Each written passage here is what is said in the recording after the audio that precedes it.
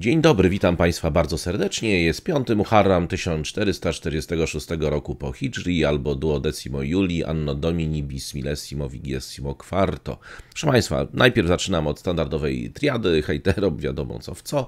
Poza tym, jak pamiętamy, Romani te domum to jest stały element gry. No i oczywiście Al-Kilab Bahu Al-Kafilat Tasir, czyli psy szczekają, a karawana idzie dalej. Przypominam Państwu, że patronem kanału jest firma Casa Playa, oferująca domy i apartamenty w słonecznej Hiszpanii. Firma załatwia wszystkie formalności związane z zakupem nieruchomości. Linki do tego, jak to się robi, znajdziecie Państwo pod odcinkiem, tam w komentarzach i tak dalej. Poradzicie sobie bez żadnego problemu. Proszę Państwa, w ramach również akcji, którą od dawna prowadzę, czy od pewnego czasu prowadzę, tak, czyli polecania różnych początkujących i rozwijających się kanałów. Dzisiaj mogę Państwu polecić, właśnie wczoraj się do mnie Państwo odezwali, pan z córką robi taki kanał podróżniczy, więc akurat dobry na weekend. Z opisu czytamy, staramy się wybierać miejsca ładne, ciekawe pod różnymi względami, aby można było wypocząć oraz przeżyć jakąś ciekawą przygodę. Kanał nazywa się Pakujemy się i lecimy.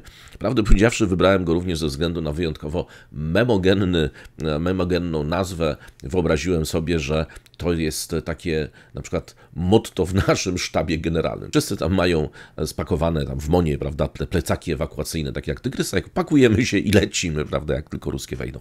No dobrze, ale to sobie oczywiście żarty na bok. Chciałem Państwu również bardzo podziękować a propos żartów, które jednak nie będą na bok. Bardzo mi się podobają wszystkie Państwa pomysły, które mi Państwo nadsyłacie, co zrobić z chińskimi komandosami, gdyby zdecydowali się jednak przeskoczyć przez ten mur Adriana. W związku z tym no, na czołowe miejsce oczywiście wysuwa się pomysł zrobienia Chinatown w Hajnówce, moim zdaniem rewelacja. Drugi można byłoby osiedlić obok Tatarów, gdzieś tam w Krynkach i generalnie zaproponować służbę Rzeczypospolitej, prawda? No i oczywiście trzeci pomysł to już jest zawsze na czasie, to jest generalnie pomysł stworzenia ruchu i takiego wspólnego, właśnie w ramach podnoszenia stosunków polsko-chińskich na wyższy poziom. To jest ruch na rzecz wspólnej granicy polsko-chińskiej, prawda? Zgodnie tam z tą, Państwo pamiętacie piosenką, prawda, odpoczniemy gdzieś w stanicy przy chińskiej granicy, więc tak, oczywiście ta granica może być równie dobrze, tutaj nie ma żadnego pomysłu. To jest lepszy sąsiad niż ten, którego do tej pory mamy. No dobrze, proszę Państwa, to kończę sobie z kpieniem, nie będzie tego dzisiaj dużo, natomiast wystarczająco, żeby wściec kartofelntrolli i kartoflaną sotnię, więc to już wystarczy. Natomiast, proszę Państwa, przechodzimy do tematów, tym razem temat no dosyć poważny. Otóż Amerykanie twierdzą, i uwaga, to nie jest tylko informacja ze Stanów Zjednoczonych, że kontrwywiady Stanów Zjednoczonych i niemiecki udaremniły spisek rosyjski, mający na celu między innymi, uwaga, zabójstwo dyrektora generalnego firmy Rheinmetall. Otóż to jest tak, że według danych amerykańskiego wywiadu na początku roku, a Stany Zjednoczone ostrzegły Niemcy, że Rosjanie przygotowują spisek mający na celu zamordowanie. Na razie wtedy jeszcze na początku wiadomo było, że nie tylko jednego, ale w każdym razie prawie na pewno szefa Rheinmetallu. Rheinmetall jest największym producentem broni w Europie oraz jednym z największych w tej chwili dostawców broni i amunicji na Ukrainę. Tak fizycznie, prawda, to jest to dokładnie ta firma. Zresztą jest to firma, w ogóle potężna firma zbrojeniowa, która tak naprawdę w Europie jest jedyną zdolną do produkowania ilości amunicji, chociażby artyleryjskiej, w ilościach takich, które wystarczają na wojnę, a nie wystarczają na jeden dzień wojny. Tak jak w niektórych innych krajach, więc to jest tak, że ten spisek miał na celu zabicie Armina Papergera, czy Papergera, szefa Rheinmetallu, który właśnie jest kluczowym dostawcą pocisków artyleryjskich i czołgów dla Ukrainy. I jest to jeden z elementów wojny hybrydowej Kremla przeciwko Zachodowi. Zresztą ja Państwu, nie wiem, czy Państwo może pamiętacie, ci, którzy mnie kiedyś dawno oglądali, to pamiętają, że ja, można powiedzieć, wróżyłem, no, zapowiadałem, że i dla mnie jest w ogóle zadziwiające, że jest to tak późno, że naturalną odpowiedzią Rosji na wielkie dostawy broni, wtedy kiedy one się zaczęły, bo wtedy kiedy one były minimalne, prawda, to Rosjanie mogli to ignorować, natomiast w momencie, kiedy ta broń zaczęła płynąć już no, permanentnym strumieniem i broń i amunicja na Ukrainę, czyli kiedy Ukraina zaczęła już jak gdyby tracić resztki swojego własnego sprzętu, to wtedy był to bardzo dobry moment na stworzenie. Ja się właśnie wtedy zapowiadałem, że coś takiego będzie miało miejsce, chociaż przyznam, że uważałem, że to się stanie dużo wcześniej, że Rosja zacznie czynnie zwalczać, czyli sabotować te dostawy, czy przez wykolejanie pociągów, czy być może akcje dywersyjne przeciwko właśnie transportom, składom, ośrodkom szkoleniowym, być może właśnie również atakom na osoby odpowiedzialne. Ja raczej stawiałem, że nie będą to przedstawiciele, czy szefowie fabryk, prawda, bardziej by to pasowało do różnych osób, które odpowiadają na przykład za szkolenia żołnierzy i tak dalej. I że to byłoby taka akcja dywersyjna na zachodzie. To jest cały czas akcja, która się odbywa pod progiem wojny, to znaczy to nie jest akcja, która mogłaby nam sprowokować bezpośrednio konflikt zbrojny, dlatego właśnie to był taki konflikt klasycznie hybrydowy, czyli pod progiem wywołania oficjalnego konfliktu, czyli nie bombardowanie, krótko mówiąc, Redzikowa, czy jakiś atak zbrojnych grup już rosyjskich komandosów gdzieś tam na terenie na przykład Polski, czy Rumunii, czy Słowacji gdzieś na transporty broni, tylko właśnie takie akcje dywersyjno-terrorystyczne, które, znaczy powiedzmy sobie, byłyby rozsądną odpowiedzią rosyjską, prawda, na te dostawy. No bo jak wiadomo, gdyby Rosja, w ogóle Rosja popełniła, to już tak przepraszam, na marginesie, chyba największy błąd w tej całej wojnie, którą wywołali, czyli że nie była w stanie, no oczywiście nie była w stanie zdobyć jakby przewagi w powietrzu. To, co zapowiadali tam w drugim czy trzecim dniu, że ją zdobyli, no do dzisiaj jej nie zdobyli, ale przede wszystkim nie byli w stanie odciąć tych łańcuchów dostaw na Ukrainę z zachodu, gdzie przewidywano, że właśnie tam z północy, z Białorusi pójdzie taki, gdzieś z okolic Brześcia, takie pionowe, prawda, jak gdyby na mapie patrząc, uderzenie, które by miało odciąć po prostu Polskę od Ukrainy. Tak, żeby tam Rosjanie to odcięli ten kanał dostaw. Oczywiście te dostawy dalej byłyby różnymi innymi drogami możliwe, ale już nie byłyby tak duże, na tak wielką skalę, tak szybko dostarczane na front i tak dalej. Więc tego Rosjanie wtedy nie zrobili. I później właśnie ci ich rozmaici milblogerzy zaczęli takie rozważania, że należałoby w takim razie rozważyć alternatywne możliwości. Jeżeli tutaj Zachód pomaga Ukraińcom do sabotowania, uderzania w różne tam składy amunicji, Państwo pamiętacie, słynny kapitan Niedopałkow, prawda, i jego słynna zapalniczka, która tam podpaliła w Rosji połowę rafinerii, jakichś składów amunicji i tak dalej, to Rosja powinna odpowiedzieć tym samym. No ale jak Państwo być może wiecie, albo też nie wiecie z tych różnych rozważań, może Państwo gdzieś te znaleźli nawet tę informację, że generalnie prawdopodobnie Rosja w tych krajach, w których takich jak na przykład Polska być może dysponowała dobrą siatką informacyjną, natomiast nie posiadała zdolności dywersyjnych i było tylko pytanie, kiedy sobie te zdolności dywersyjne zbuduje. Wbrew pozorom tego się nie robi w ciągu jednego dnia. No i jak się okazuje, Rosja sobie te zdolności częściowo zbudowała. No więc to jest tak, teraz wróćmy już do samej sprawy tego ataku potencjalnego. To jest tak, że ostrzeżenie skierowane właśnie do Niemców w sprawie spisku zostało wydane przez Stany Zjednoczone na początku tego roku. Od razu Państwu powiem, że tutaj dziennikarze amerykańscy, którzy o tym piszą, niektórzy z nich zostali zaznajomieni przynajmniej z częścią dokumentacji, więc to nie jest tylko na zasadzie tam anonimowy, chciałem powiedzieć animowany.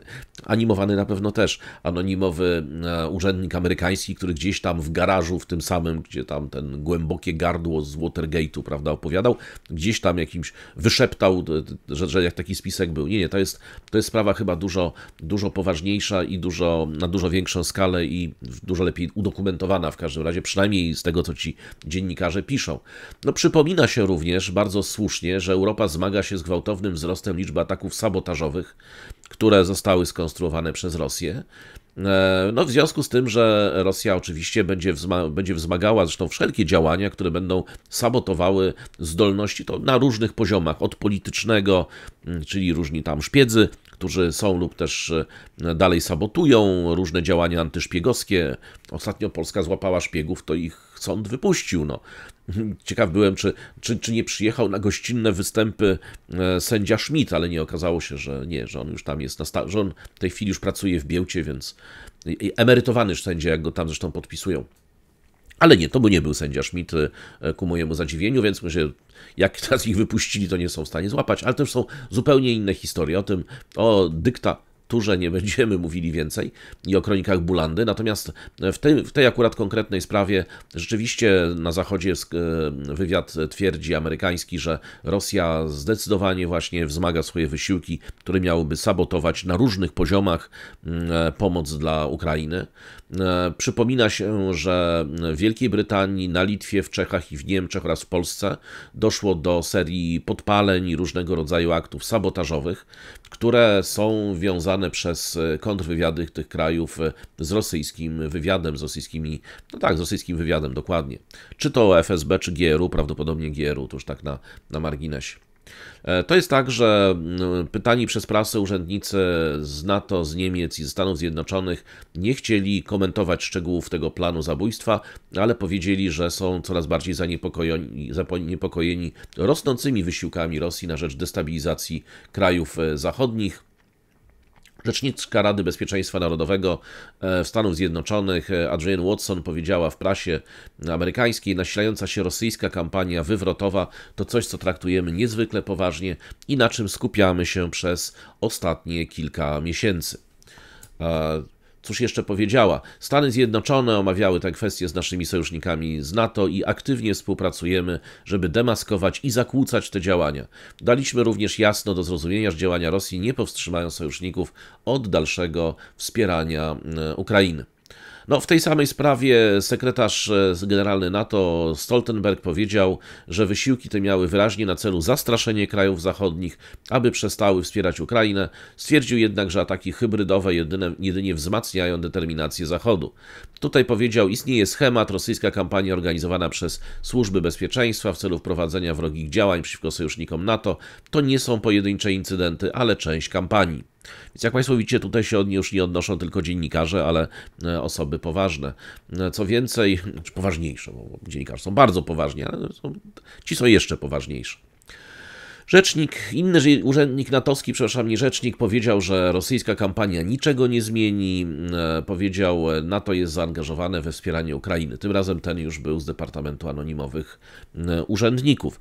I to jest, proszę Państwa, znaczy, żebyście Państwo wiedzieli, nawet do tych rosyjskich trolli się zwracam, którzy tam masowo wylegają zawsze po takich odcinkach pod moimi odcinkami tam w komentarzach. Widzicie Państwo, wróg nigdy nie śpi po prostu.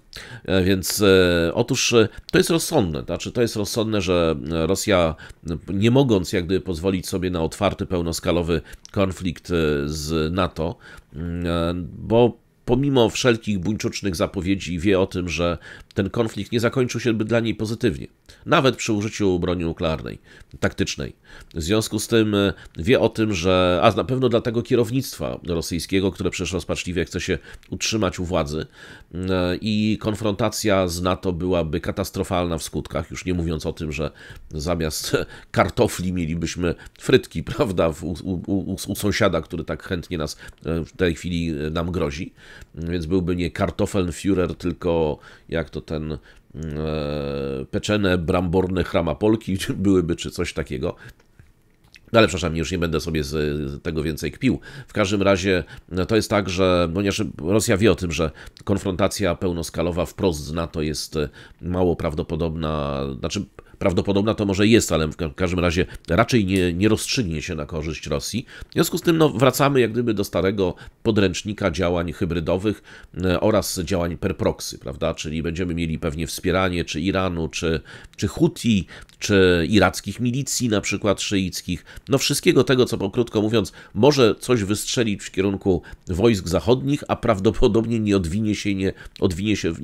wystrzeli w kierunku Rosjan, bo to tam z tym uzbrajaniem Irakijczyków to tak różnie bywa. Może się okazać, że broń przekazana im gdzieś tam powiedzmy w prowincji Anbar znajdzie się chwilę później pod Moskwą, bo dla kogo oni tam pracują, to się dopiero okaże, prawda? Państwo islamskie ma długie rączki, więc krótko mówiąc, Rosjanie będą prawdopodobnie uzbrajali, to zresztą to o tym już mówiłem wielokrotnie, zresztą sami zapowiedzieli, więc to nie jest żadna tajemnica, swoich różnego rodzaju sojuszników, takich również sojuszników ad hoc, na zasadzie wróg mojego wroga jest moim najlepszym przyjacielem, a więc może to być właśnie jeszcze Korea Północna.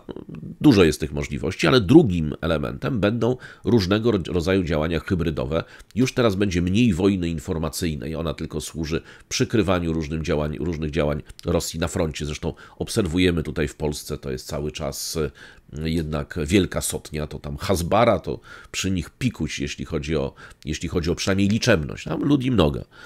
Ale z drugiej strony będziemy mieli również do czynienia z tym, co było przez długi okres czasu, przez długi czas, przepraszam, było to gdzieś w powijakach, będziemy mieli po prostu działania dywersyjne. I musimy się przyzwyczaić do tego, że jak jesteśmy krajem frontowym, to działania dywersyjne, tych działań dywersyjnych może być coraz więcej.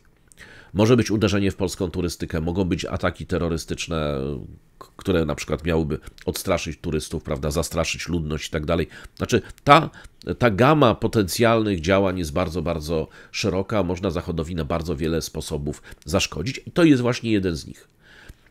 Żebyście Państwo teraz wiedzieli, otóż niemieckie służby aresztowały 2 mężczyzn pochodzenia niemiecko-rosyjskiego, których zresztą oskarżono o planowanie ataków sabotażowych na amerykańskie obiekty w Bawarii na południu Niemiec oraz zostali oni oskarżeni o szpiegostwo.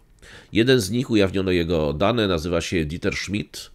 No proszę bardzo, ale nie sędzia, tylko Dieter. On został zauważony, zresztą złapany podczas fotografowania amerykańskiego garnizonu wojskowego Grafenwöhr, gdzie ukraińscy żołnierze są szkoleni do obsługi czołgów Abrams.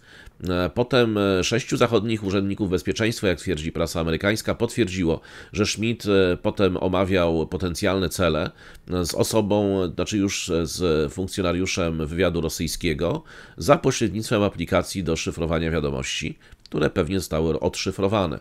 Niemieckie Ministerstwo Spraw Wewnętrznych odmówiło komentarza w sprawie spisku przeciwko Papergerowi, ale w oświadczeniu stwierdziło, że kontrwywiadowi udało się już w kwietniu udaremnić możliwe akty sabotażu mające na cele wsparcie wojskowe dla Ukrainy i że niemiecki rząd nie da się zastraszyć rosyjskimi groźbami.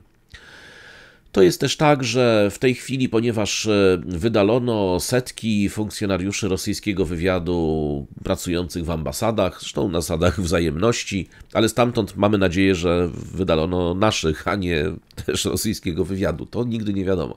W każdym razie po tych wzajemnych wydaleniach generalnie zmniejszyła się aktywność tych legalnych, powiedzmy, szpiegów, zwiększyła się aktywność nielegałów, których tutaj Rosja, jak się okazuje, ma bardzo, bardzo dużo. Ale to też utrudnia, musicie Państwo pamiętać, jednak utrudnia działania wywiadowi. Takiego nielegała się długo hoduje, a potem można go stracić właśnie w takiej jednej akcji. No ale potrzeby wojny to potrzeby wojny. W związku z tym to, jak twierdzą Amerykanie, to ogranicza możliwości prowadzenia tajnych operacji. No ale właśnie najczęściej właśnie Rosjanie wykorzystują różnego rodzaju komunikatory elektroniczne do prowadzenia takich działań. Moim zdaniem jest to ich błędem, bo w ten sposób służby przecież zachodnie rozłożyły na łopatki, można powiedzieć, siatkę państwa islamskiego w Europie. Po prostu wszystko to, co się wydaje być bardzo, ale to bardzo szyfrowane, dla NSA szyfrowane nie jest. No w każdym razie to jest tak, że zbiór dokumentów, które zostały uzyskane przez europejski wywiad i właśnie które są cytowane, czy przejrzane zostały przez dziennikarzy amerykańskich, te, które pokazano oczywiście, pokazuje zakres wysiłków Rosji mających na celu identyfikację również potencjalnych rekrutów. W lipcu 2023 roku Rosjanie przestudiowali profile ponad 1200 osób, które według nich były pracownikami właśnie, i to przestudiowały w mediach społecznościowych, około 1200 osób, które pracują w 2 niemieckich fabrykach, w Aurubis i w Baswie, w celu zidentyfikowania właśnie takich pracowników, których potem można już trafić i potem zwerbować. Jeśli chodzi o całą tę sprawę, rzecznik Kremla Dmitrij Pieskow nie odpowiedział na prośbę o komentarz. w sprawie właśnie tego zaangażowania Rosji przeciwko Papergerowi. No oczywiście, gdyście Państwo zapytali się po co? Proszę Państwa, no w celu zastraszenia, no to jest stara taktyka terrorystyczna, zresztą no nie zapominajmy, Niemcy zachodnie, jak jeszcze były zachodnie, były areną rywalizacji, gdzie wtedy Związek Radziecki oraz inne bratnie kraje, w tym Polska, zajmowały się pomaganiem różnym organizacjom, które to organizacje robiły różne dziwne rzeczy i to nie tylko gdzieś sobie skandowały coś na ulicach, no ale przede wszystkim dokonywały zamachów, ataków indywidualnych, również na szefa Bundesbanku, prawda, i tak dalej. To było oczywiście inaczej ideologicznie wtedy uzasadniane niż obecnie. Obecnie to jest prosta sprawa. Chodzi o zastraszenie osób, które mogłyby być zaangażowane w jakiś wyjątkowo, można powiedzieć, entuzjastyczny sposób, tak, w pomaganie Ukrainie. Wystarczy, że drugi czy trzeci po 2 czy 3 zabójstwach dyrektor już stwierdzi, że może warto zacząć sprzedawać albo produkować mniej szybko, mniejszą inwencję wykazywać, powiedzmy, w pomaganiu Ukrainie. To jest klasyczna taktyka terrorystyczna zastraszenia, czyli uderzamy w jedną osobę, żeby zastraszyć bardzo wiele, tak. Co więcej, na terytorium RFN-u, ówczesnego RFN-u, obecnego też RFN-u, te rzeczy są znane. Znane są również funkcjonariuszom emerytowanym oczywiście służb z tak zwanych dawnych czasów. Więc to nie jest pierwszy raz, nie jest to ostatni.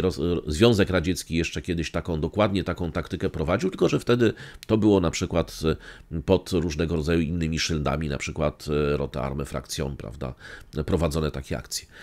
To jest tak, że Pieskow wcześniej zaprzeczał, że Rosja uczestniczyła w takim spisku, teraz już odmawia komentarzy, powiedział, że wszelkie tego typu twierdzenia są tylko podsycaniem rusofobicznej histerii. No, przypomina się właśnie, że należący do Papergera Rheinmetall odegrał kluczową rolę w walce Ukrainy z inwazją Rosji, dostarczał przede wszystkim Kijowowi pociski artyleryjskie 155 mm, wojskowe drony, czołgi oraz szybko zwiększał i zwiększa nadal zresztą produkcję, żeby zaspokoić rosnące zapotrzebowanie i to nie tylko Ukrainy, ale również Niemiec, bo przecież przypomnijmy, że Niemcy też mają duże problemy ze zbrojeniem się, tak?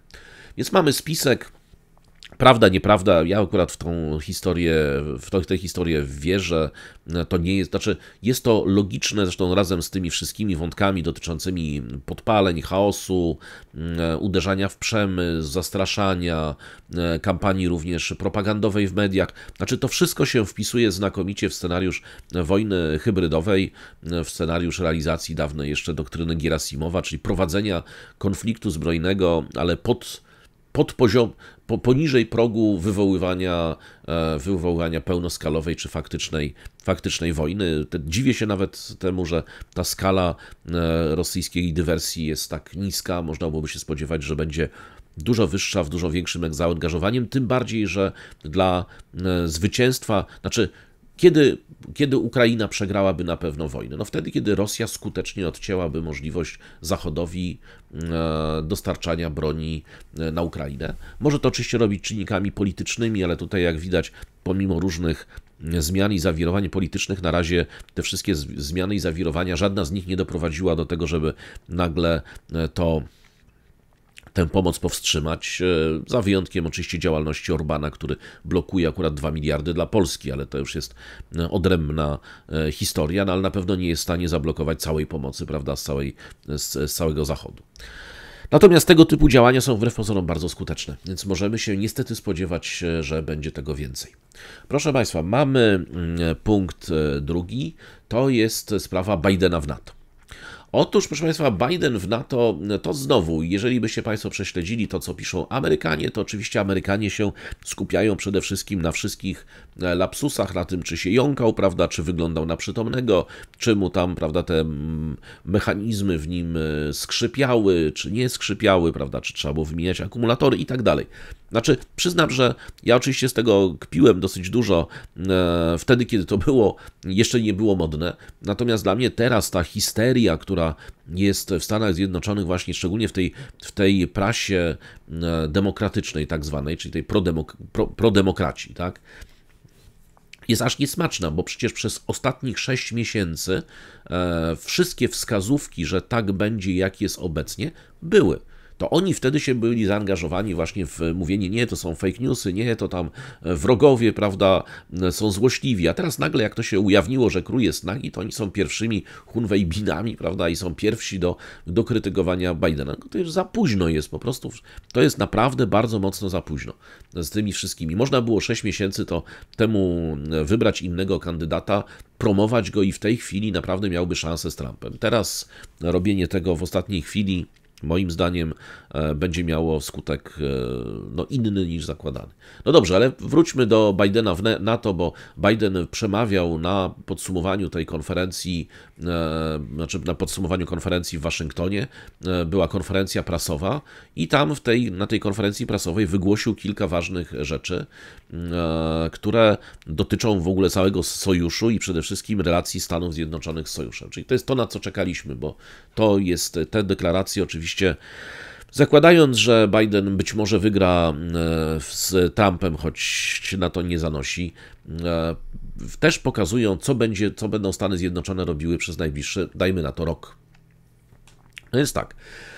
Po pierwsze, Biden powiedział reporterom, że muszę dokończyć pracę, bo stawka jest bardzo wysoka. Tak, bo stawka w tej chwili jest rzeczywiście bardzo wysoka.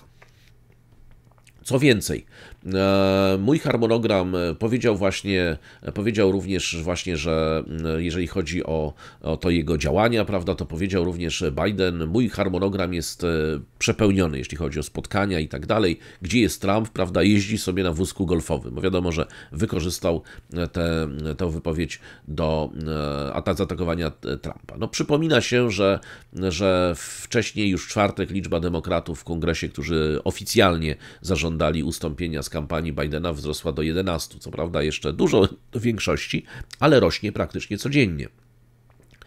Po analizie, właśnie po wnikliwej analizie, ta konferencja prasowa wczoraj została nazwana nieformalnie, to pisze Washington Post o tym, konferencją wielkiego chłopca, tak? Big Boy. I to właśnie też w różnych stand-upach też się to pojawiło, amerykańskich. Otóż tak, że twierdzi się, że oczywiście celem prezydenta było pokazanie bezprecedensowej siły NATO. Natomiast no właśnie, jak mu się to udało. No więc tak, niecałą godzinę przed planowanym rozpoczęciem konferencji prasowej Biden przedstawił swojego ukraińskiego odpowiednika, czyli Wołodymira Zełenskiego, mówiąc o tym właśnie, no właśnie, co powiedział. Powiedział, a teraz chcę, pokazując na Zełenskiego, a teraz chcę to przekazać prezydentowi Ukrainy, który ma tyle samo odwagi, co determinacji. Panie i panowie, prezydencie Putin, i pokazywał na Zełenskiego. No ale szybko się połapał, że to jednak nie jest Putin, że to jest Zełenski. W związku z tym powiedział, prezydent Putin pokona prezydenta Putina, tak? No Zełenski oczywiście wyśmiał tę gafę. Tutaj Scholz, prawda, pytany po to powiedział, przejęzyczenia się zdarzają i jeśli zawsze będziesz wszystkich monitorować, zaś to znajdziesz ich wystarczająco dużo. Zresztą też popełniam, więc oto, proszę Państwa, prezydent Putin. Tak. Otóż druga sprawa, Stoltenberg powiedział, że właśnie Ukraina znajduje się na nieodwracalnej ścieżce do członkostwa w sojuszu wojskowym, no ale Biden też właśnie przypomniał swoją historyczną darowiznę sprzętu obrony powietrznej dla Ukrainy. W momencie, kiedy się zaczęła właśnie ta konferencja prasowa, jak pisze amerykańska prasa, Biden wszedł na podium, tam powiedział hej Paul, prawda, hej kolego, potem... No ale co powiedział, już się nie będziemy znęcać, prawda, nie będę tego przywoływał, bo naprawdę prasa ta prodemokratyczna tam przypomina, bardziej już niż kiedyś Fox News, prawda, przypomina to, co on tam jeszcze, lapsusy, które powiedział, no ale powiedział tak, no NATO przede wszystkim powiedział, że wyrosło, to jest najważniejsze, na gruzach II wojny światowej. Pomysł polegał na stworzeniu sojuszu wolnych narodów demokratycznych, które zobowiązałyby się do zawarcia porozumienia o zbiorowej obronie. Trzymając się razem, wiedzieli, że będą wszyscy bezpieczniejsi. No i powiedział oczywiście, że Trump podważa to zbiorowe bezpieczeństwo. Uwaga, rzeczywiście tak robi. Znaczy, tutaj Tutaj nie ma jak gdyby żadnego błędu. Trump się odnosi do tej samej sprawy w tym samym czasie. Powiedział, każdy Amerykanin musi zadać sobie pytanie, czy świat jest bezpieczniejszy dzięki NATO? Czy ty jesteś bezpieczniejszy? Czy twoja rodzina jest bezpieczniejsza? Wierzę, że naród amerykański zna odpowiedź na wszystkie te pytania. To jest właśnie tak. Również Biden zasugerował, że Trump, jeżeli zostanie ponownie wybrany, nie będzie przestrzegał artykułu 5 Traktatu NATO, który nakłada na państwa członkowskie obowiązek wzajemnej obrony w przypadku ataku. Powiedział już Putinowi, cytuję, żeby zrobił co do cholery chce, powiedział, ale wyraziłem się jasno, silne NATO jest niezbędne dla bezpieczeństwa Ameryki i uważam, że obowiązek wynikający z artykułu 5 jest święty. Potem, na koniec właśnie tego przemówienia przygotowanego, Biden ogłosił, że ma listę reporterów, z którymi może się skontaktować podczas konferencji w ramach pytań. No i później już było gorzej, to znaczy to, że się normalnie jąkał, to się jąkał. Pomylił oczywiście wiceprezydent Kamala Harris z Trumpem. Powiedział, nie wybrałbym wiceprezydenta Trumpa na wiceprezydenta, gdyby nie miała kwalifikacji, aby zostać prezydentem. Zacznijmy od tego. Mając na myśli Kamalę Harris. Potem myślę, że jestem najbardziej wykwalifikowaną osobą, aby kandydować na prezydenta, powiedział. No i powiedział o Trumpie, pokonałem go raz i pokonam go ponownie. Potem pytany jeszcze, jak uspokoiłby amerykańską opinię publiczną, Biden odpowiedział, najlepszym sposobem, aby ich zapewnić, że najlepszym sposobem jest zapewnienie siebie, prawda? A mianowicie, czy wykonuje swoją pracę. No, wykonuje, prawda? Sam, nie sam, ale jakoś wykonuje. W sumie niekoniecznie, nie musi znać nazwiska swojej pani wiceprezydent, żeby wykonywać swoją pracę, byle miał w telefonie wiceprezydent, a nie Trump dzwonił i uzgadniał codzienny na przykład plan dnia z Trumpem, nie tylko właśnie z Harris. Jeśli chodzi o właśnie wiceprezydent Harris i właśnie jeszcze ewentualnie kandydata na kandydata, jeżeli chodzi o, bo tam on się odnosił do tych ludzi, których się w tej chwili wymienia, że oni mogliby się pojawić jako ewentualnie jego, podmiana jego, prawda, czyli mogliby wystartować na prezydenta, gdyby on się wycofał. Ale no właśnie, powiedział tak właśnie do wiceprezydenta Harris, była pierwszorzędną osobą, w Senacie była naprawdę dobra, nie wybrałbym jej, gdybym nie uważał, że ma kwalifikacje na prezydenta. Od samego początku nie ukrywałem tego, ma kwalifikacje, żeby zostać prezydentem, dlatego ją wybrałem. No ale nadal, prawda, reporterzy w dalszym ciągu naciskali na niego, żeby wyjaśnił, co musi zrobić, żeby wycofać się z wyścigu, prawda, czy jego doradcy mogliby powiedzieć coś, co go od tego odwiedzie. No on powiedział, nie, chyba że wrócę i powiedzą, że nie ma możliwości wygrania. A ponieważ nikt tak nie mówi, żaden sondaż tego nie potwierdza. Czyli krótko mówiąc, Biden uważa, że dopóki sondaże mówią, że ma szansę wygrać, to on się nie wycofa. Natomiast sojusznicy byli mocno zaniepokojeni. Stoltenberg, ustępujący sekretarz generalny, powiedział, że NATO jest sojuszem odpornym, pomimo obaw, że prezydentura Trumpa może osłabić sojusz. Stoltenberg powiedział, często pojawiały się obawy, czy nowe rządy i nowe partie polityczne będą wspierać NATO. I oczywiście w demokracjach nie ma żadnych gwarancji. Zełenski powiedział właśnie, czas wyjść z cienia, podjąć zdecydowane decyzje, działać, a nie czekać do listopada czy innego miesiąca. No i generalnie to jest jak gdyby wszystko, co można powiedzieć o tej konferencji, czyli tak, Biden, reasumując, Biden powiedział kilka słów o samym NATO, powiedział, że się nie wycofa i że wszyscy ci inni, którzy tam są przedstawiani, prawda, to oni nie gwarantują, tylko on gwarantuje jak na razie zwycięstwo z Trumpem. Powiedział, że dalej wykonuje swoje obowiązki jako prezydent, więc nie rozumie, dlaczego ktoś mógłby powiedzieć, że on się nie nadaje na prezydenta, jak jest prezydentem i się nadaje, bo wykonuje, tak? To jest mniej więcej tego typu dowód na jego zdrowie psychiczne. Natomiast cały szczyt zakończył się jedną rzeczą. Znaczy, z jednej strony oczywiście wsparcie dla Ukrainy, prawda, deklaracje jedności, ale cała jak jeden mąż prasa amerykańska, pronatowska, tak? Pamiętajmy, to jest pronatowska, to nie jest antynatowska. Twierdzi, że szczyt zakończył się jedną wielką niepewnością.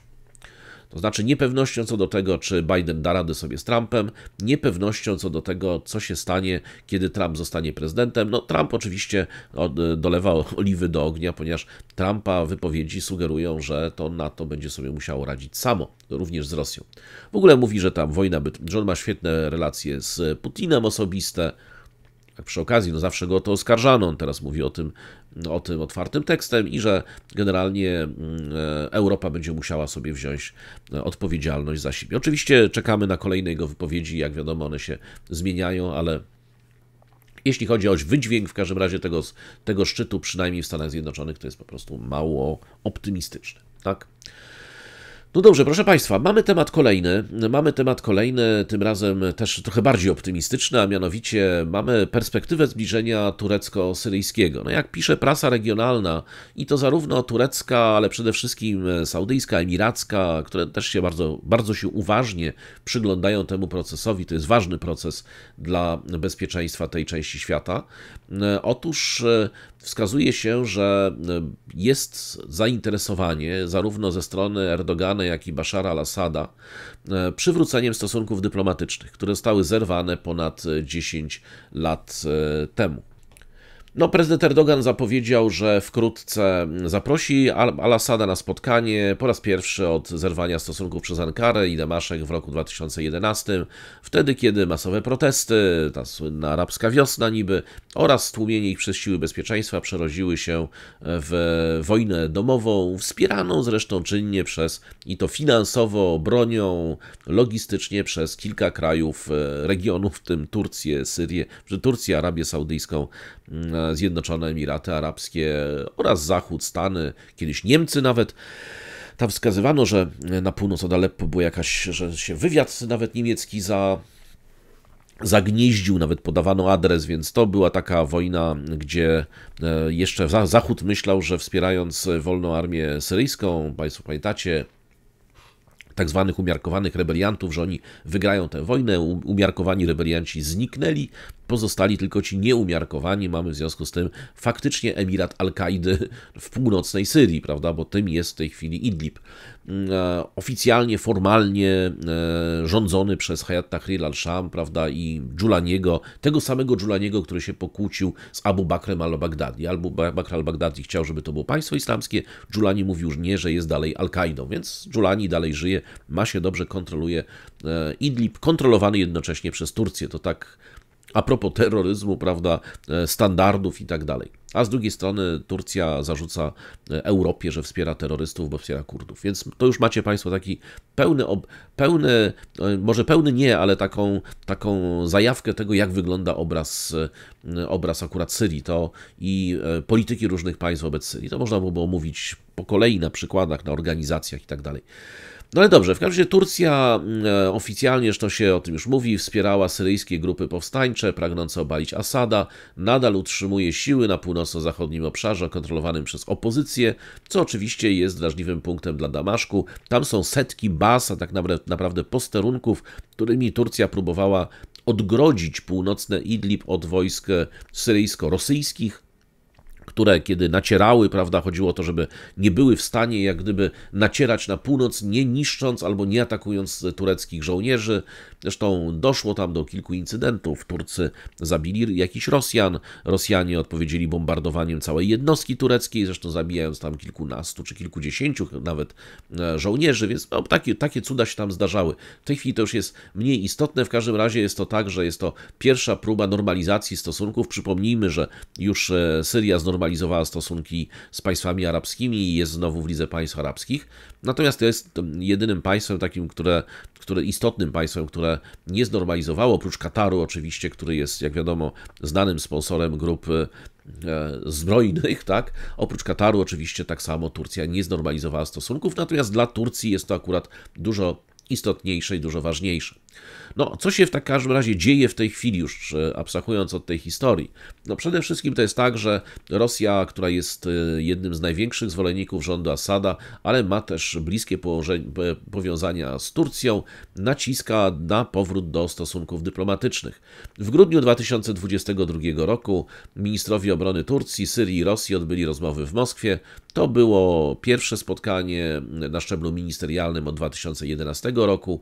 Również Rosja pośredniczyła w spotkaniach między urzędnikami syryjskimi i tureckimi w roku ubiegłym, czyli w 2023. Niestety rozmowy skończyły się fiaskiem, a Syria oficjalnie, publicznie skrytykowała obecność wojsk tureckich w północno-zachodniej Syrii. Zresztą w sierpniu ubiegłego roku Bashar al-Assad dla Sky News Arabia udzielił wywiadu, powiedział, że celem zabiegów Erdogana miała być legitymizacja tureckiej okupacji w Syrii. No więc co teraz się dzieje dalej? No więc to jest tak, że po raz kolejny na rozmowy naciska Rosja, ale również nie tylko Rosja, ale też Irak, który graniczy zarówno z Turcją, jak i Syrią. Zresztą Irak się czuje ze względu na tą destabilizację i na to, że jednak Syria nie kontroluje całego swojego terytorium. Trzeba pamiętać, że to... Znaczy, nawet jeżeli państwo drugie jest wrogie, ale jest państwem silnym, prawda, które jest w stanie właśnie chociażby powstrzymywać przepływ przez granicę różnego rodzaju grup zbrojnych, to jest lepszy sąsiad niż taki, który jest pogrążony w chaosie i tak naprawdę ta granica jest granicą płonącą. Tym bardziej, że trzeba utrzymywać duże siły do jej kontroli. Irak nie ma takich sił, w związku z tym odrodzenie się na przykład państwa islamskiego na terytoriach syryjskich jest praktycznie faktem. Oni tylko nie kontrolują w zwarty sposób zaludnionych terytoriów, ale to się może w każdej chwili zmienić, jak już żeśmy obserwowali poprzednio, przy poprzednim powstawaniu państwa islamskiego. W związku z tym Irak jest żywotnie zainteresowany jakąś stabilizacją w Syrii i tym, żeby właśnie Turcja się z Syrią dogadała. Co więcej, właśnie więc również Irak zaproponował mediację.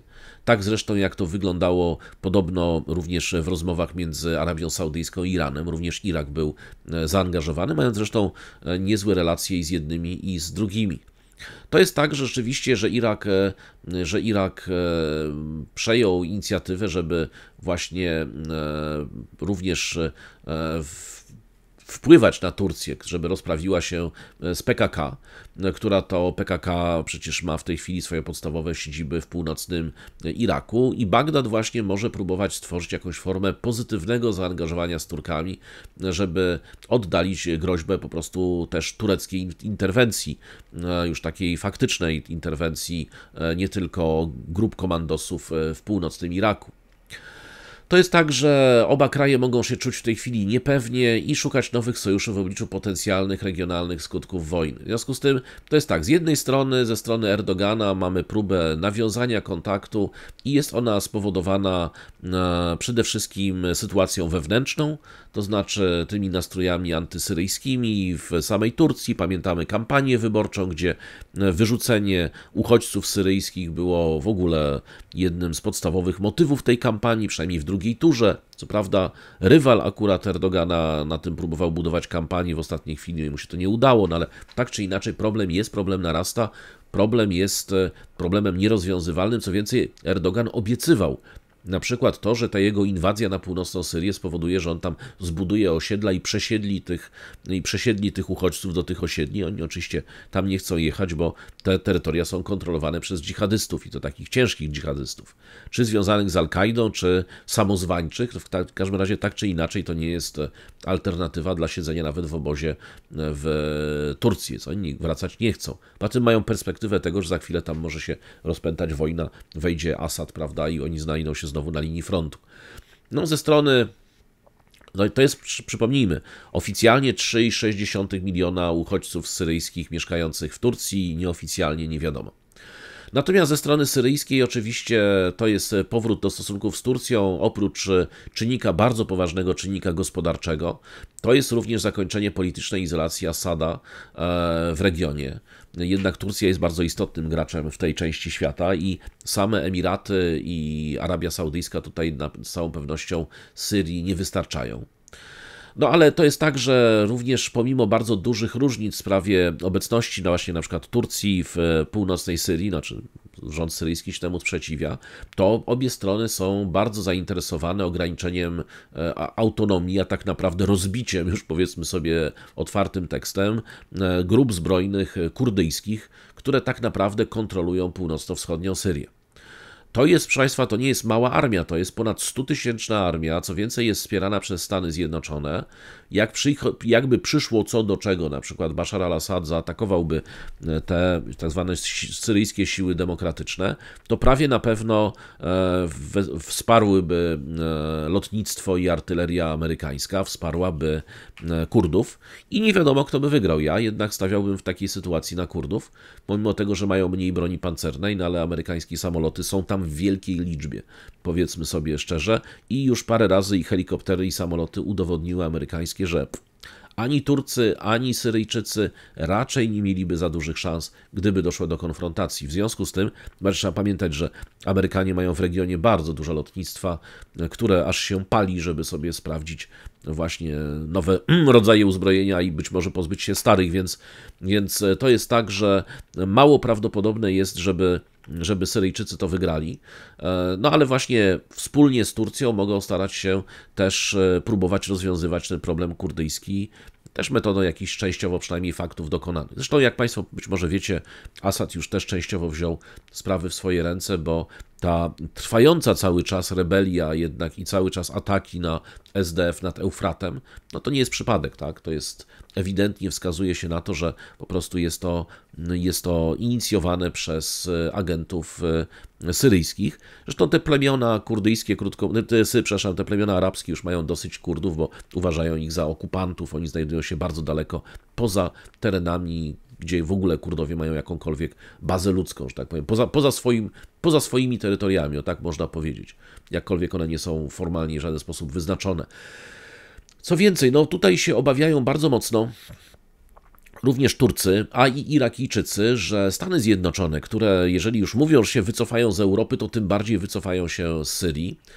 A tak naprawdę brak Amerykanów, szczególnie w północno-wschodniej Syrii, może oznaczać odbudowanie tam państwa islamskiego.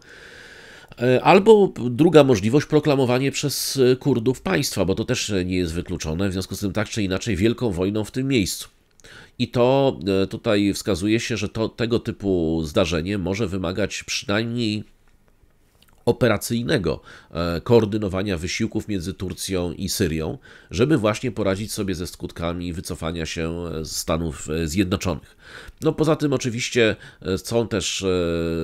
jest też nadzieja na zyski gospodarcze w wyniku zbliżenia. Trzeba pamiętać, że co prawda ten handel cały czas się odbywa, ale Syria ma potężne problemy gospodarcze, również właśnie ze względu na okupację amerykańską, bo Amerykanie akurat okupują to, co trzeba, czyli to, co zwykle, to znaczy złoża gazu i ropy, właśnie razem z Kurdami, eksploatując je, natomiast Syria ma poważne problemy energetyczne, do tego stopnia, że kraj, który byłby w stanie eksportować, a na pewno jest w stanie samodzielnie zaspokoić wszystkie swoje potrzeby energetyczne, musi właśnie importować gdzieś tam ropę, która tam gdzieś pokątnie z Iranu notabene do Syrii przypływa, tak?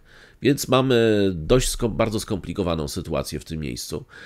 To jest tak, że jest mało prawdopodobne, żeby w wyniku tych rozmów aktualnych Turcy wycofali się z północno-zachodniej Syrii, co zresztą Damaszek od tego w ogóle warunkuje jakiekolwiek rozmowy, ale jest prawdopodobne, że te rozmowy, jeżeli już się rozpoczną, to może być tak, że w wyniku takiej właśnie polityki małych kroków, znaczy odłożą na bok to, co jest nierozwiązywalnym na razie problemem i skupią się na problemach właśnie tych rozwiązywalnych. Ja niestety obawiam się, że podstawowym problemem, który połączy obie strony, to jest rozprawa z Kurdami, tak?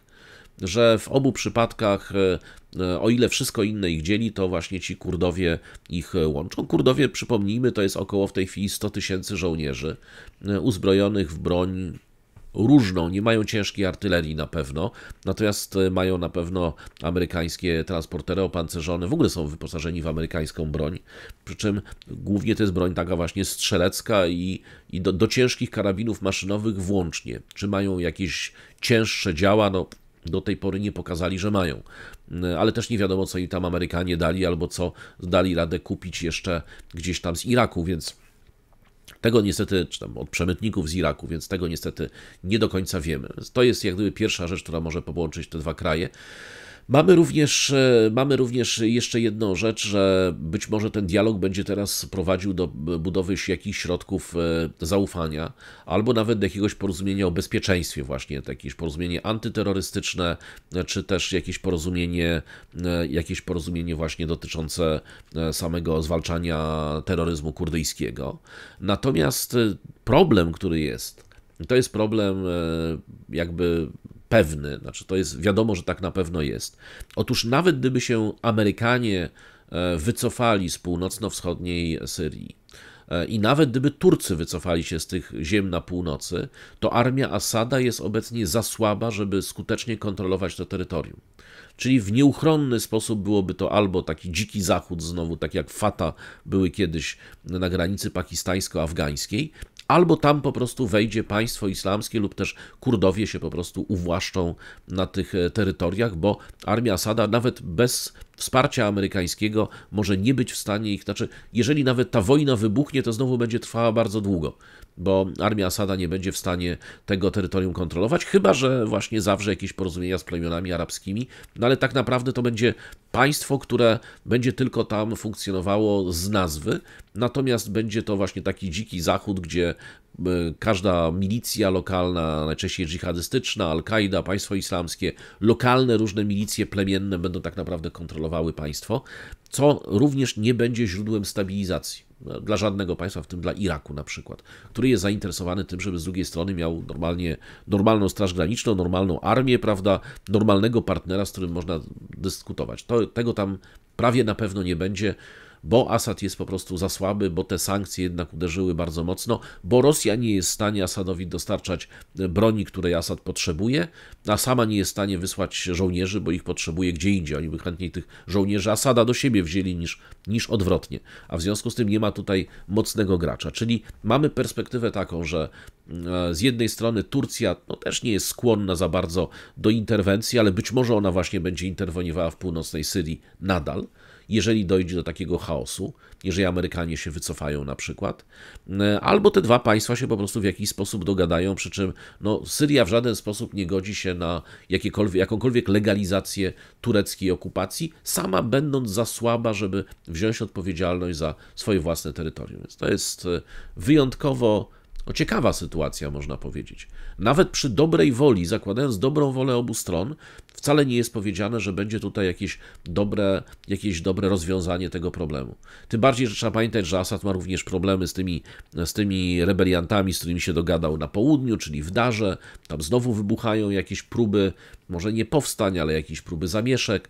Ma oczywisty problem z państwem położonym w Palestynie, które sobie w ulubiony sposób bombarduje różne cele na terytorium Syrii.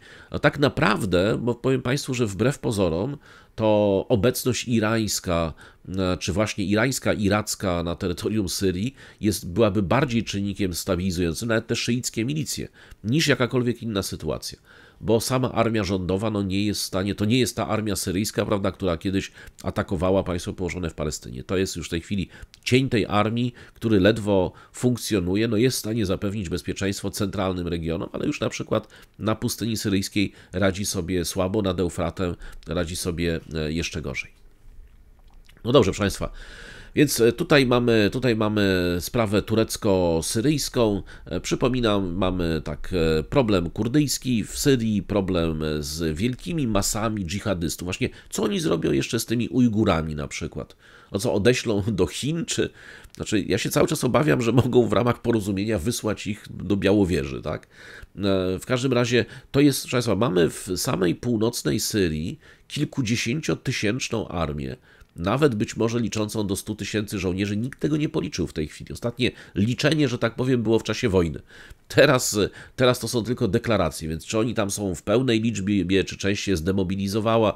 Jest to na pewno co najmniej kilkadziesiąt tysięcy żołnierzy różnego rodzaju organizacji dżihadu, które są organizacjami właśnie albo powiązanymi z Al-Kaidą bezpośrednio, albo podzielającymi tą samą ideologię, ale niezależnymi organizacyjnie. Mamy te właśnie szare wilki, te różne organizacje, Sultan Murad, prawda, i tak dalej, te wszystkie organizacje zbrojne, islamistyczne i nacjonalistyczne tureckie. Mamy Ujgurów z Etim i Tip, w nieznanej liczbie, prawdopodobnie kilku tysięcy ludzi pod bronią.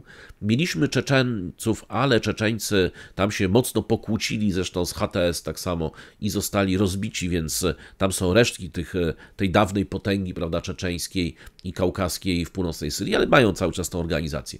I co teraz z nimi oni by zrobili? Załóżmy, że się Asad dogada z Turkami, no to tak, albo oni idą walczyć, prawda, czyli mamy wybuch kolejnej wojny, pewnie by przegrali, natomiast, chociaż też nigdy nie wiadomo, no ale załóżmy, przegraliby, ale w tym czasie te 2-3 miliony ludzi rusza znowu do Turcji jako uchodźcy. W drugim scenariuszu Turcy pozwalają im wycofać się na swoje terytorium. I co? I mają 50 czy tam 30-tysięczną armię dżihadystów, ciężko uzbrojonych, z doświadczeniami kilkunastoletnimi bojowymi i co z nimi zrobić? No, mogliby co prawda wysłać, nie wiem, na Ukrainę czy gdzieś, ale oni mogą nie chcieć pojechać. Prędzej do Afganistanu może, gdyby się Emirat zgodził ich przyjąć. No przecież nie zostaną na terytorium Turcji. Nie ma, znaczy to jest potężne zagrożenie dla bezpieczeństwa. Tam rzeczywiście to by zdestabilizowało nam Turcję. Turcja by musiała wysłać armię. To nie jest taka prosta sprawa. To nie jest 500, prawda, czy 1000 uchodźców, tylko to są po prostu całe bataliony, które by przeszły na teren turecki. Co jeszcze z nimi można zrobić? Kto by tam ich jeszcze... Może by ich Irak chciał przyjąć, no nie wiadomo. W każdym razie zawsze można Ujgurów odesłać do Chin. Chińczycy pewnie z otwartymi ramionami by ich powitali. No ale do tej pory jest doświadczenie takie, że ci Ujgurzy się dosyć swobodnie przemieszczają między Afganistanem i Turcją, więc może załóżmy wróciliby do Afganistanu i tak dalej. To chociażby ten problem jest nierozwiązywalny. Mamy 100-tysięczną co najmniej armię JPG, JPJ, prawda, czyli tych syryjskich sił demokratycznych, i kilkunasto co najmniej tysięczną armię z drugiej strony granicy partyzantów kurdyjskich w Turcji, mniej lub bardziej rozbitą, ale w każdym razie zawsze impotencja istniejącą. Znowu, co z nimi zrobić? Pozwolić im jak gdyby, znaczy wysłać tam wojska rządowe, dać im jakąś autonomię, pozwolić im wycofać się do Iraku, no Irak na pewno byłby zdecydowanie szczęśliwy, więc to są kwestie, które są w tej chwili do rozwiązania, mówię tak, nawet gdyby się ta Turcja z Syrią dogadała, oni też nie mają chyba specjalnie pomysłu co z tym zrobić, w związku z tym ten konflikt będzie trwał.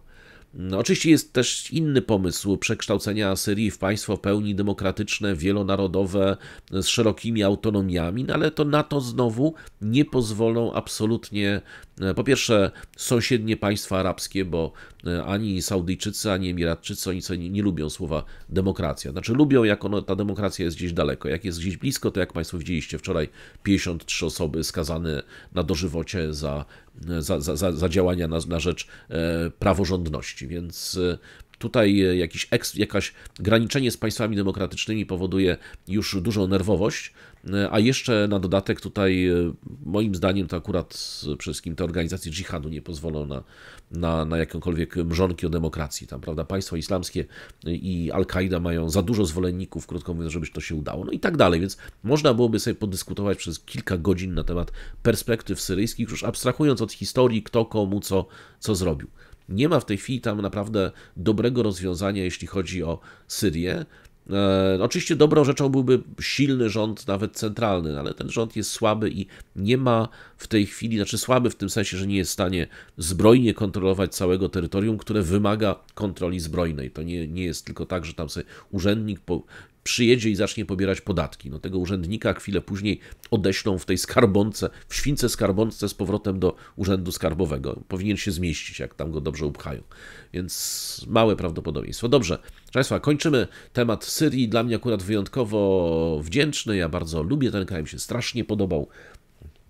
Miałem swoje biuro w Lataki, także w ogóle jeden z piękniejszych krajów turystycznie. W ogóle, no, oczywiście on długo nie będzie, natomiast faktycznie Syria jest pięknym krajem, cudowni ludzie tam mieszkają, no właśnie, ale w tej chwili przez wiele lat to nie będzie państwo nadające się do zwiedzania i pewnie część z tych zabytków niestety została bezpowrotnie zniszczona. Ja mam je obfotografowane od strychu do piwnic, ale to one zostały już tylko bardzo często na starych fotografiach. No dobrze, proszę Państwa, teraz już zostawiamy Bliski Wschód, przechodzimy do Afryki. No otóż mamy Burkina Faso, konflikt Burkina Faso-Benin. Otóż kapitan, czyli lider junty, kapitan, bo tam już zeszło do kapitana, Ibrahim Traoré rozmawiał właśnie z, jak to zostało powiedziane, z siłami narodu, czyli przemawiał po prostu w czwartek. Oskarżył sąsiadów, prawda, czyli sąsiednie państwa, o chęć destabilizacji jego kraju, jakby jego kraj był stabilny. Prezydent de facto, prawda, czyli Traoré, prezydent Burkina Faso, potwierdził, że ma dowody potwierdzające na istnienie centrum operacyjnego na wybrzeżu Kości Słoniowej, którego celem jest destabilizacja Burkina Faso, prawda? Czyli tam, co więcej, zacząłem sobie wyobrażać, jak to jeszcze zacząłby oskarżać na przykład, jak to brzmi, Onuca Wybrzeżowo-Kościowo-Słoniowa? Jakoś nie brzmi, to trzeba byłoby wymyślić coś innego. W każdym razie powiedział tak, nie mamy nic przeciwko narodowi Wybrzeża Kości Słoniowej, a my mamy coś przeciwko tym, którzy rządzą Wybrzeżem Kości Słoniowej. Mówimy to i powtarzamy. Rzeczywiście w Abidżanie znajduje się centrum operacyjne mające na celu destabilizację naszego kraju.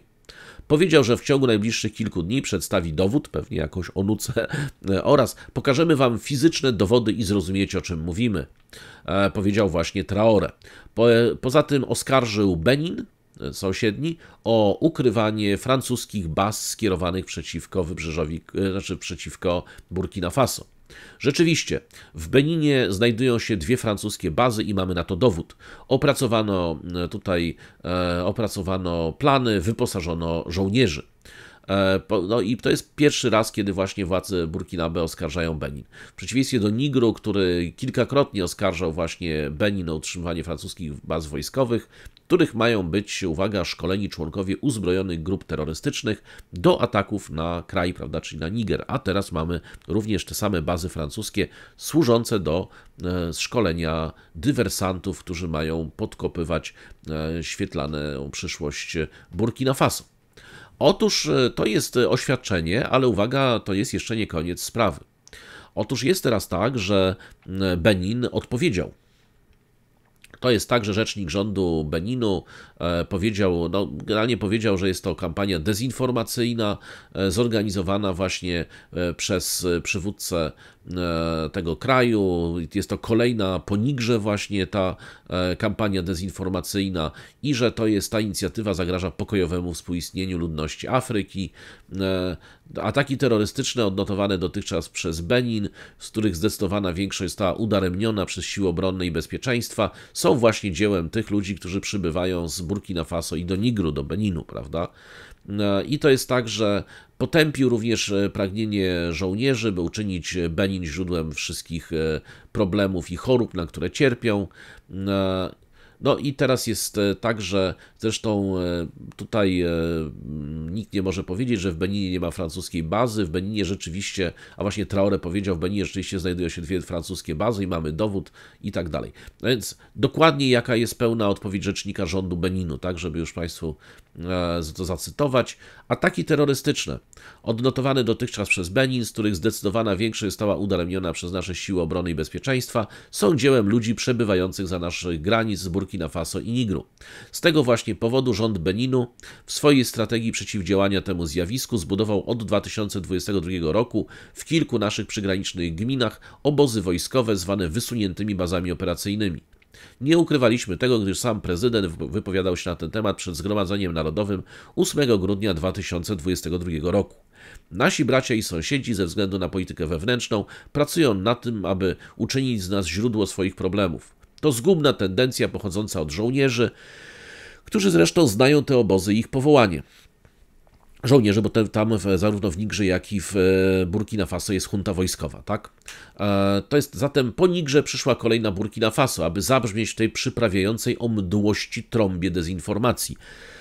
To jest piękne, proszę Państwa, to Łukaszenka się powinien Kartoffelführer uczyć, także jeżeli mnie słuchają ci z kartoflanej sotni, to posłuchajcie, musicie używać takich sformułowań. Przyprawiająca o mdłości trąba dezinformacyjna, która podsyca nie patriotyzm, ale raczej niechęć społeczeństwa i ostatecznie zagraża pokojowemu współistnieniu narodów.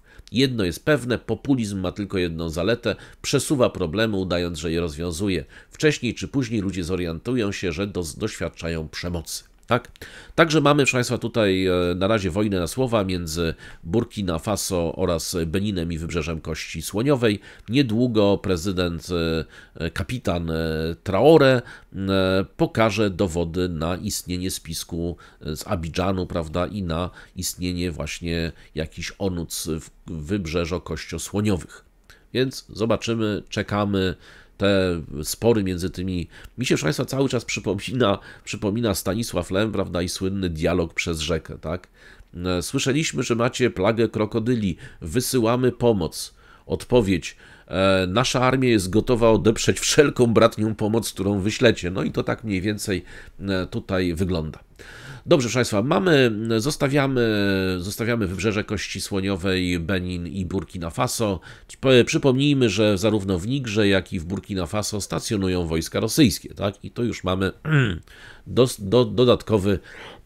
dodatkowy aspekt wzbudzający dramatyzm, natomiast też trzeba pamiętać, że w oba te kraje, czyli zarówno Niger, jak i Burkina Faso, są krajami, które zmagają się z gigantycznymi wyzwaniami bezpieczeństwa, ponieważ armie dżihadu, które mają u siebie na swoim terytorium, są co najmniej równie silne, jeżeli nie silniejsze od armii narodowych, i po tym, kiedy wyrzucili sobie Francuzów, a i Amerykanów, a i Niemców ze swojego terytorium, no zorientowali się chyba, że samodzielnie, ani też przy pomocy Wagnera nie za bardzo są w stanie sobie radzić z bezpieczeństwem.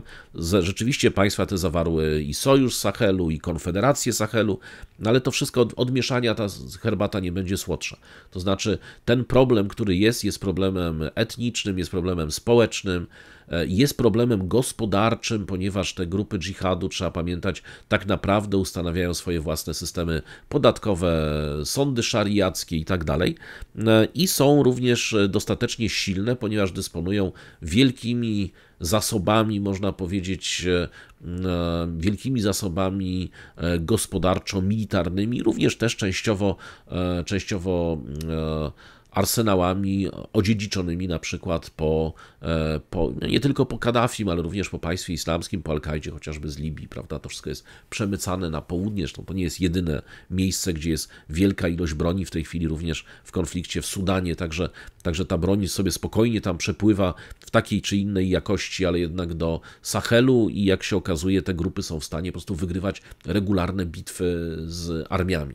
No więc teraz mamy już złego luda, czyli Wybrzeże Kości Słoniowej, który jest spiritus movens. Właśnie, proszę Państwa, może by u nas się jakiś tam dywersant albo szpieg właśnie z Wybrzeża Kości Słoniowej, już sobie próbuję wyobrazić, jak podpala jakąś tam, nie wiem, śmietnik na razie albo przystanek, prawda, w ramach ćwiczeń.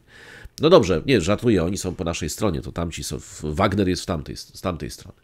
No dobrze, proszę Państwa, mamy teraz kolejny temat. Jak Państwo pamiętacie, Kenia, która notabene stała się sojusznikiem Stanów Zjednoczonych. Chwilę później wybuchły tam wielkie zamieszki, notabene akurat zbieżność przypadkowa, ponieważ rząd zdecydował się na podniesienie podatków. Kraj zapłonął. Boże, gdyby w Polsce kraj zapłonął po każdej decyzji rządu, że podnieść podatki, gdyby tak kraj płonął jak w Kenii, to już od pewnego czasu musielibyśmy tą podpałkę z zagranicy sprowadzać, bo to już nie byłoby co palić więcej.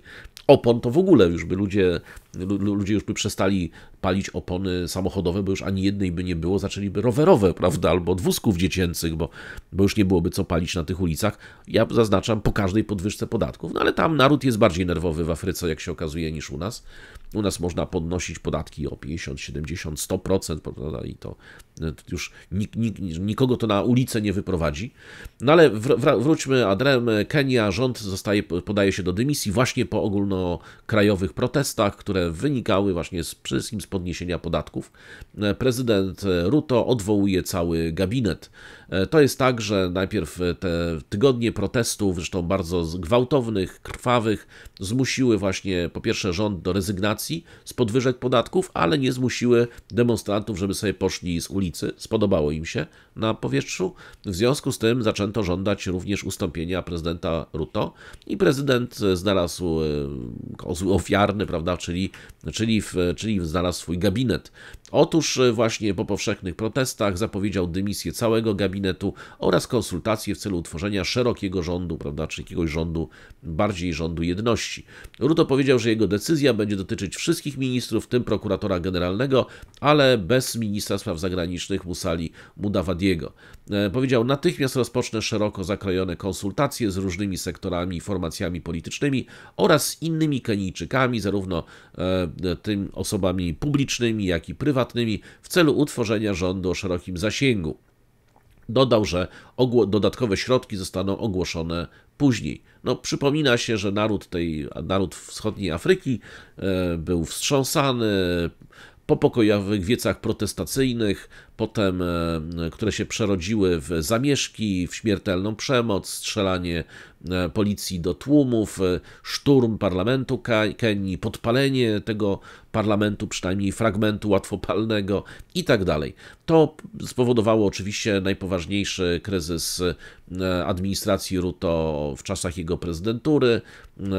No, generalnie też wskazano, że te podwyżki podatków, jeżeli nie zostaną wprowadzone, to również nie zostaną wprowadzone różne tam ambitne projekty społeczne, które rząd po prostu zapowiadał. Przypomina się, że Ruto został wybrany 2 lata temu w oparciu o obietnicę wyzwolenia biednych pracujących w Kenii. Wygrał zresztą ledwo przy niskiej frekwencji, natomiast od momentu jego wygranej warunki gospodarcze w Kenii pogorszyły się zamiast poprawić. Tutaj z drugiej strony jest też oskarżany o niekompetencje oraz o takie kłucie ludzi bogactwem w oczy przy jednoczesnym biednieniu społeczeństwa. Też trzeba przypomnieć, że w zeszłym tygodniu kenijski przywódca ogłosił ostre cięcia wydatków rządowych w odpowiedzi właśnie na gniew w związku z budżetami jego gabinetu. Wiecie Państwo, tak jak w rewolucji francuskiej, ujawniono, jak Państwo pamiętacie, jak wybuchała rewolucja francuska, jednym z czynników wybuchu było ujawnienie wydatków dworu, więc tutaj też ujawniono wydatki dworu. U nas to na nikim chyba już nie robi wrażenia, też nikt nie wychodzi na ulicę, chyba żeby się przewietrzyć albo żeby nie oglądać telewizji, natomiast nie ma czegoś takiego. Tam również to spowodowało właśnie wielki gniew. Te właśnie wydatki na podróże, na remonty były tak wysokie, że znowu to wyprowadziło ludzi na ulicę. Oprócz wycofania rocznej ustawy finansowej, w tym podwyżek podatku, Ruto starał się także nawiązać kontakt z protestującymi, tam robił jakieś wydarzenia na Twitterze z udziałem młodych Kenijczyków, ale to się nie udało chyba. Co więcej, jest hashtag Ruto must go i również marsze i wiece cały czas trwają, czy też cały czas, prawie codziennie są w różnych kenijskich miastach. Warto przypomnieć, że dług publiczny Kenii wynosi obecnie około 78 miliardów dolarów, co stanowi około 70% PKB. Decyzja rządu o zaciągnięciu większych pożyczek, bo nie mają pieniędzy z innego źródła, powoduje wzrost deficytu budżetowego z 3,3 do 4,6%. No i proszę Państwa, już prawie że kończymy. Mam jeszcze dla Państwa parę fatw, bo tak właśnie przez długi czas nie było fatw, w związku z tym jeszcze dzisiaj będą fatwy. To tak po kolei, najpierw takie krótkie bardzo.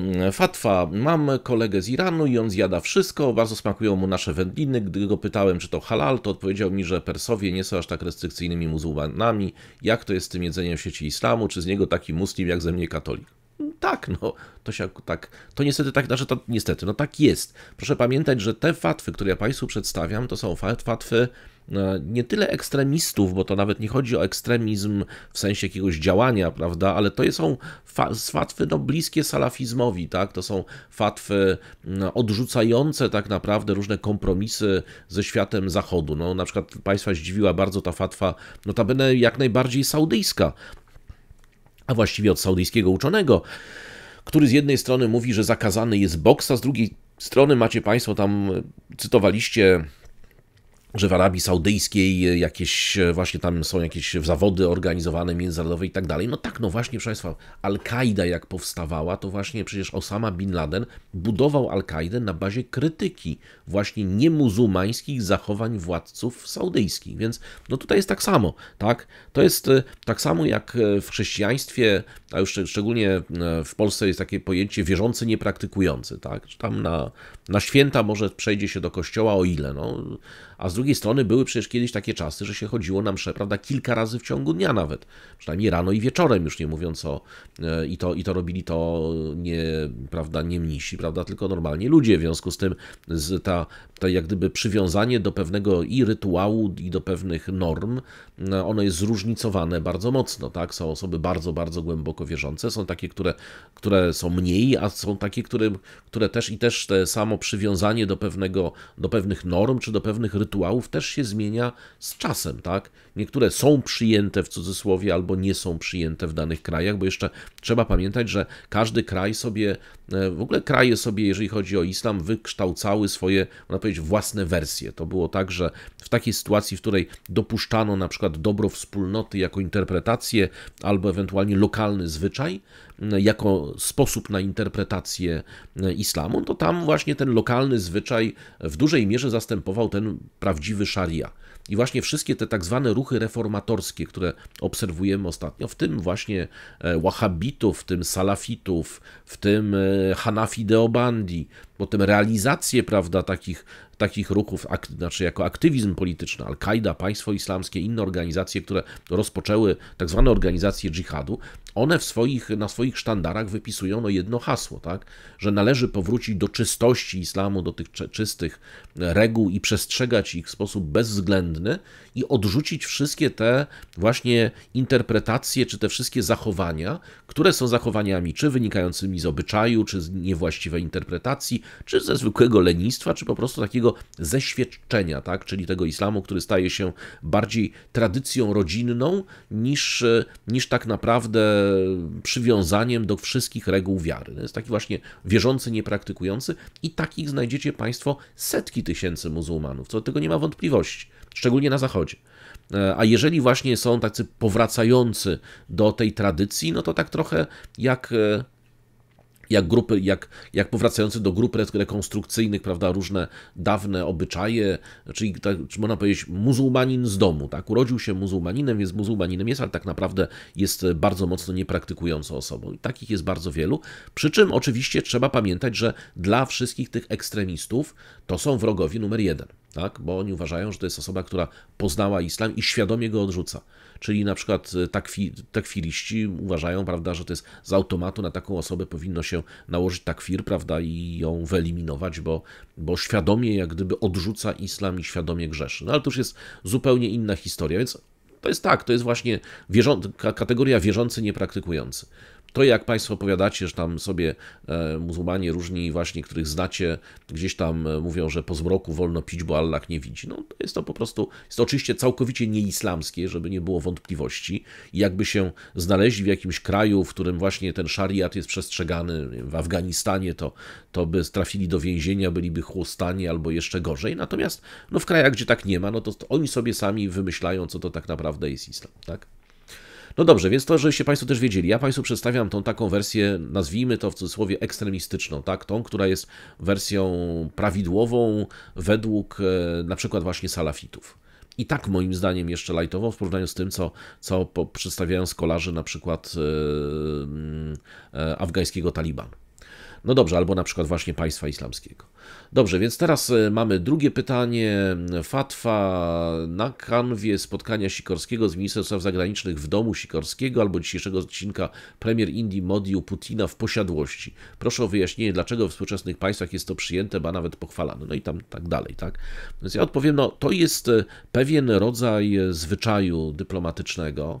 On ma wskazać jak gdyby na szczególny charakter, czy też na szczególnie bliskie związki, tak? Na szczególną serdeczność, z którą jakiś tam dygnitarz jest przyjmowany. Mógłby być przyjmowany, znaczy prywatne audiencje u królów też się wydarzały. Co prawda one to były takie tam prywatne, tak? Zamiast 300 osób oglądało je tylko 70, no ale tak czy inaczej były to właśnie audiencje prywatne, w prywatnych komnatach i tak dalej.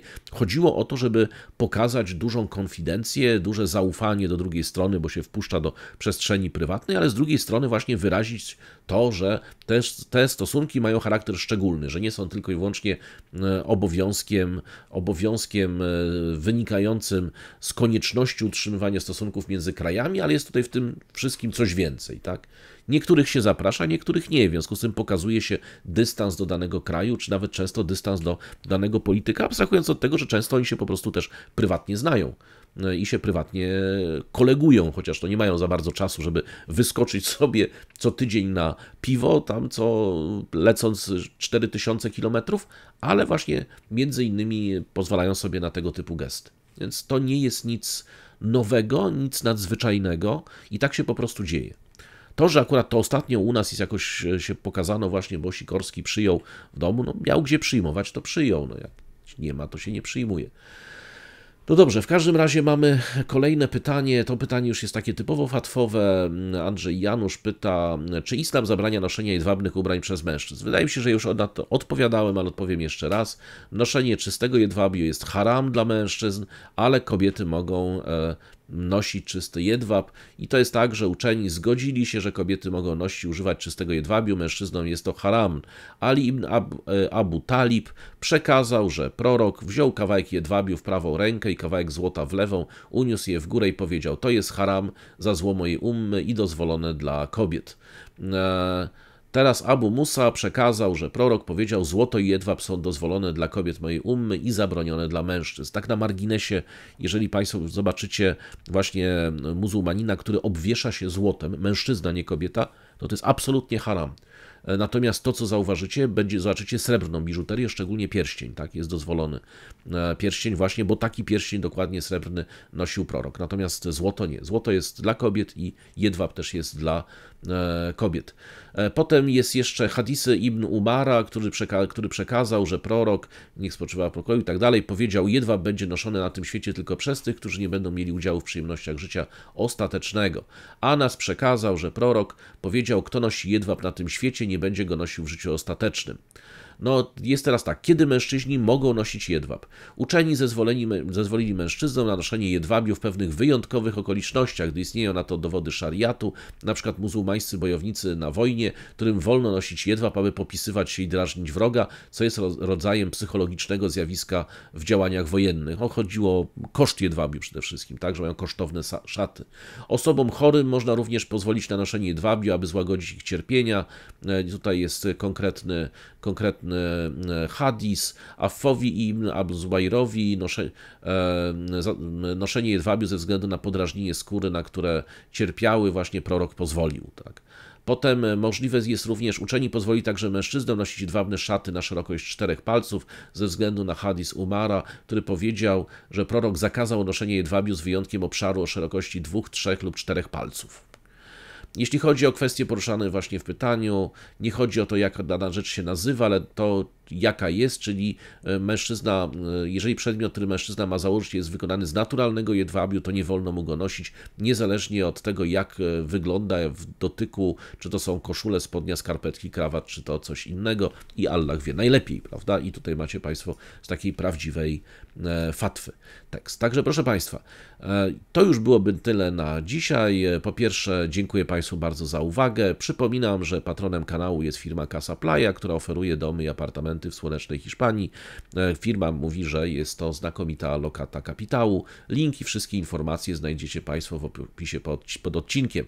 Ja już się z Państwem na dzisiaj żegnam i do zobaczenia. Być może uda mi się nakręcić odcinek w niedzielę. Jeżeli nie, to do poniedziałku. Last night, U.S. military forces carried out a series of airstrikes in Syria. 外部势力干涉台湾事务的。 В Европе свое тактическое ядерное оружие. Мы договорились, что мы сделаем то же самое.